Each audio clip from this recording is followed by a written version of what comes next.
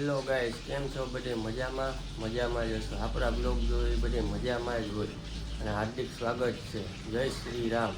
આજે આપણે ગાઈસ જવાનું છે સવારમાં આપણા માસીના ઘરે. આપણા માસીનો છોકરો આર્મીમાંથી આવ્યો એટલે આપણે બ્લોગ બનાવવા જાય.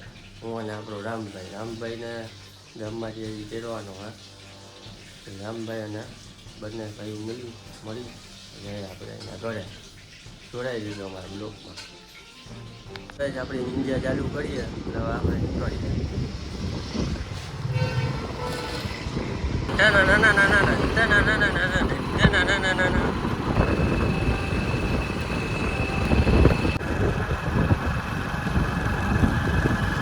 હાય ગાઈસ, આપણે પહોંચી ગયા આપણી માસીના ઘરે. હું અને આપણો રામભાઈને હું ગામમાંથી જ આપણી જોડે જોડાઈ ગયા હતા.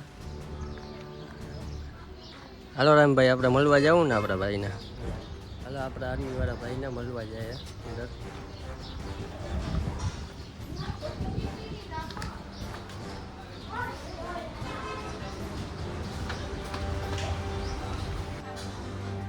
આપણે પહોંચી ગયા આપણા ઘરે, માસીના ઘરે. આપણો ભાઈ શું છે જેઠુભાઈ? બસ મજામાં. તમને કેવી ફિલિંગ થઈ ભાઈ? તો ભાઈ અહીંયા ટ્રેનિંગ તમારી કેવી હતી ભાઈ? કેટલાક મહિનાની હતી ટ્રેનિંગ? 6 મહિનાની. જમવાનું અહીંયા મળી જાય? સારી હતી. હવે નોકરીએ બાજુ કાંઈ જવાનું? હમણાં બસ કેમાં થઈ જાય? અમે આર્મર કહો બસ સારું હતું. બધી ટ્રેનિંગમાં સરસ હતી. જમવાનું ને બધું જમવાનામાં કંઈ ઘટે નહીં, બધી સારું જ હતું. જમવાનામાં બહુ ધ્યાન આપે બધે કે સોલ્જર આર્મી સોલ્જર સારું જમે તો કંઈક દેશ માટે કંઈ આગળ કરી શકે. એનર્જી આવે તો જમવાનું બધું સારું. સવારે અહીંયા ઉઠવાનું જાય. સવારે 4 વાગે ઉઠી જવાનું રેગ્યુલર. એક ફીસલ વાગે એટલે બધા સોલ્જર ઉઠી જવાનું 4 વાગે. પોતાના ટ્રેનિંગમાંથી તમે આવ્યા હા, પાછા જાઓ ત્યારે બસ હમણાં 10 દિવસ પાછા પોસ્ટિંગ આઉટ થઈ જવાનું કે રિપોર્ટ કરવાનું. હા, હવે તો પહેલાં હાથ લાગે આપણે 2 મહિના ટ્રેનિંગમાં હોય. એ બેઝિક ટ્રેનિંગમાં હાથ લાગતું પછી બધું શરૂ થઈ જાય. ભાઈ કઈ રીતના તમે આપી છે? પહેલાં તો સ્ટાર્ટિંગમાં હું ખાલી ફિટનેસ માટે રનિંગ કરવા જતો. હું ને પછી હું પ્રેમજીભાઈ દોસ્ત પાસે જતો. એમાં ખાલી ફિટનેસ માટે હું દોરવા જતો. ત્યાં મને મારા ફ્રેન્ડની સલાહ હતી કે આપણે ઇન્ડિયન આર્મીમાં ખાલી એન્જોય માટે ફોર્મ સબમિટ કરીએ. અમને તો એમ નહોતું કે અમને લાગી જશે તો અમારું સિલેક્શન થઈ જશે. કેમ કે આમાં સિલેક્શન કરવું બહુ મુશ્કેલ છે. આમાં દેશભરના વ્યક્તિ આવે, અલગ અલગ જાતના અલગ અલગ વ્યક્તિ આવતા હોય. બધા ખબર નહીં ક્યાંથી આવતા હોય. હવે એમાંથી આપણો નંબર આવ્યો અમને તો એમાં ચૂંટણી મુશ્કેલ છે એમાં સિલેક્શન લેવું. ત્યાં અમે તો એવું કંઈ માનતા નહોતા કે અમારું સિલેક્શન થશે. પણ પ્રેમજીભાઈ બોસ પાસે અમે જ્યારથી રનિંગ કરવા ગયા હતા એ અમને સંબોધિત કર્યા. એ અમને જેમ કીધું કે આ રીતના તમે એક્સરસાઇઝ કરજો, આ રીતના પ્રેક્ટિસ કરજો, તમે આ રીતના રનિંગ કરજો. એ જેમ માર્ગદર્શન દીધું અમને એની ઉપરથી અમે રનિંગ કરતા ગયા. અને હું ને મારો ફ્રેન્ડ એક દિવસ રિટર્ન એક્ઝામ આપવા ગયા. એમાં અમે પાસિંગ આઉટ થઈ ગયા. પછી અમારું ફિઝિકલ આવ્યું. ફિઝિકલમાં બહુ હાર્ડ હતું. ફિઝિકલમાં એક બેન્ચમાં 150 જણાઓને એકસાથે દોડાવતા હતા. 150 વ્યક્તિને. એમાંથી ખાલી 20 કે 25 જણાઓ સિલેક્ટ થાય. એમાં 100 મીટર રનિંગ હોય એ 5.5 મિનિટમાં કમ્પ્લીટ કરવી પડે. એમાં જે કમ્પ્લીટ કરી ગયા એ બધા પાસિંગ આઉટ.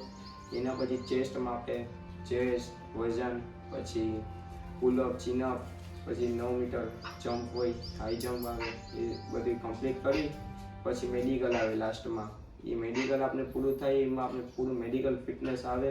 પછી આપણે બોલાવે જામનગર યાળોમાં આપણે બોલાવે બધાને જે પાસિંગ આઉટ થયા હોય એ બધા.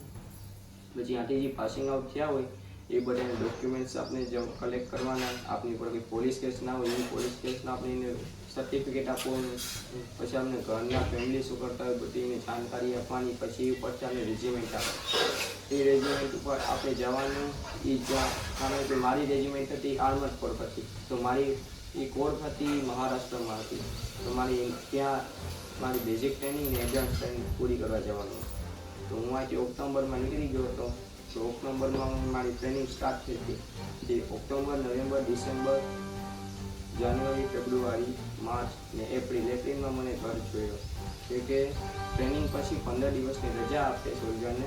હવે 15 દિવસની રજામાં એને અંદર પછી પોસ્ટિંગ આઉટ કરે, કેમ કે એ જે ટ્રેનિંગમાં શીખવું હોય હવે દેશ માટે વ્યક્તિગત કરે, કેમ કે દેશ માટે હવે શું કરી શકે ટ્રેનિંગ પછી એને એક પોસ્ટિંગ આઉટ કરવામાં આવે. હવે એ પોસ્ટિંગમાં પછી એને જે સોલ્જરને કહેવામાં આવીને સિનિયર દ્વારા એ બધું એને કરવું પડે. અગર એને સિનિયર કહે કે તારે આ જગ્યાએ જવાનું છે જંગલમાં, એને જવું જ પડે. ત્યાં એ મના ના કરી શકે, ના સર હું મારા ઘરના મારા ફેમિલીવાળા મને મનાઈ કરે છે તો હું નહીં જઈ શકું, એવું કંઈ ના આવે. આપણા સિનિયરનો ઓર્ડર એટલે ઓર્ડર ડિસ્યુઝ નહીં કરી શકીએ, આપણે ત્યાં જવું જ પડે. તો આ ઇન્ડિયન આર્મીનો એક રૂલ છે કે ડિફેન્સ હોય ત્યાં કંઈ મનાઈ નહીં કરવાનું. આપણે આ જે કેપ પહેરી લીધી એ આપણી ઇજ્જત છે. આ કેપ માટે બહુ મહેનત કરવી પડે અને કેપને લેવી બહુ આસાન નથી. હવે આ કેપ આપણી ઉપર આવી ગઈ તો એક જિમ્મેદારી આવે આપણી ઉપર કે અમે દેશના એક સોલ્જર છે ને આપણી જિમ્મેદારી પર આપણે ઉપડવું પડે. ત્યાં પછી આપણે પાછા ના હટીએ કે આપણે દેશના સોલ્જર તરીકે આપણે આપણી દેશની સેવા કરવાની અને આપણે દેશ પ્રત્યે રક્ષા કરવાની, કે આપણા જે દેશ વ્યક્તિ છે એ બધા આપના કારણે સૂઈ શકે છે રાતના આરામથી, કે મારા સોલ્જર બોર્ડર ઉપર માર્ગદર્શન કરે છે. એ ધ્યાન આપે છે આપણે કે આ દેશમાં કોઈ આતંકવાદી ના આવી શકે, કોઈ હુમલો ના થઈ શકે. તો અમારા દેશ માટે કરીને અમે આ ઇન્ડિયન આર્મી જોઈન કરી હતી, પણ અમારે કંઈ એવું હતું નહીં પહેલાં સ્ટાર્ટિંગ કે અમારું સિલેક્શન થશે, પણ આ ખબર નહીં અમારે અંદર એવું કંઈ થશે તો સિલેક્શન થઈ ગયું. હું ને મારો ફ્રેન્ડ હતા, અમે બે સિલેક્શનમાં માતાજી જોયા હશે. બે થઈ ગઈ. હા, કોંગ્રેચ્યુલેશન ભાઈ.